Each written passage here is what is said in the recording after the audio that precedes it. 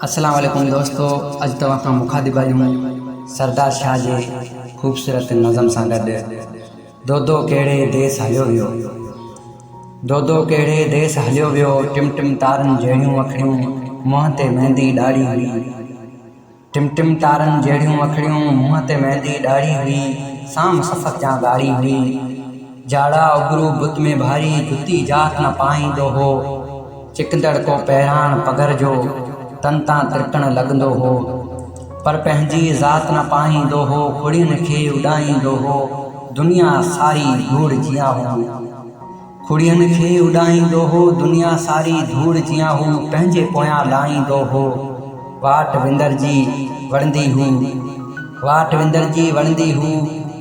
ॾूरी सारो ॾह ॾुखनि जो ख्वाबी खीमा खोड़ींदो हो, पंहिंजी दुनिया जोड़ींदो हो।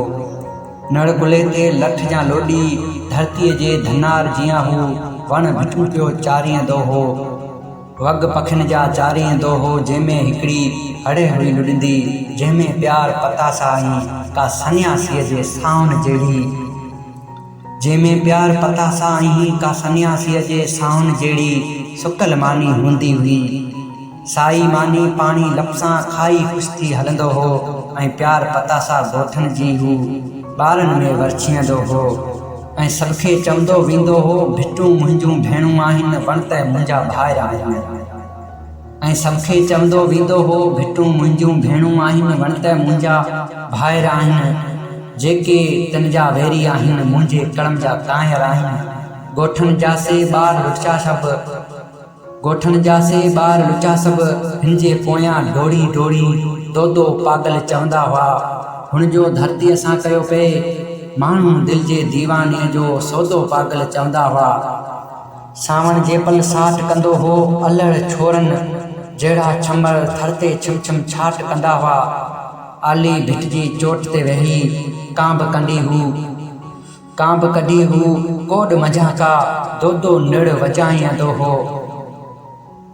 आली भिट जी चोट ते वेही कांब कढी हू, कोड मझा का दो नड़ वॼाईंदो हो। जनमनि जी जड़ ताईं वेंदड़ जरका जड़ वॼाईंदो हो। आगम भिटनि भर थींदो हो, मन में फोग फुलारीअ पंहिंजा दो सारो थर थींदो हो। हाण जॾहिं बि खिवणियूं खिवंदियूं, भिटूं पंहिंजो भाव न ॾिसंदियूं, मोराड़ियूं मन बहटी रोईंदियूं। दोदे जहिड़ो दाव न ॾिसंदियूं, हाण त थर जूं वलारियूं पियूं वाकींदियूं, पर वाव न ॾिसंदियूं। हुनजो घाव घंगर थी वसंदो, हुनजो घाव घंगर थी वसंदो। हेल घटाओ घंगोर भिटनि ते रणंदी राह निहारींदा पिया, हेल घटाओ घंगोर भिटनि ते रणंदे राह निहारींदा पिया।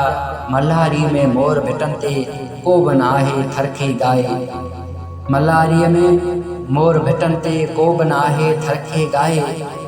नड़मा वेही नींहं वॼाए, हेल भिटूं ऐं भाणा घुमंदे, का बि न निर्जी फोक वॼे थी। हेल भिटूं ऐं भाणा घुमंदे, का बि न निर्जी फोक वॼे थी। दोदे जी दिलि सम्झण लाइ दोदे जहिड़ी दिलि खपे थी, दोदे जी दिलि सम्झण लाइ दोदे जहिड़ी दिलि खपे थी। जेको भिट भिट हेठि दफ़न आ, जेको भिट भिट हेठि दफ़न आ, जंहिंजो वाटनि हेठि वतन आ। जेको वज वराके वांगुरु सारंग जो संदेस हलियो वियो, तन ते केॾो तकिड़ो पाई वारी वारो वेस हलियो वियो।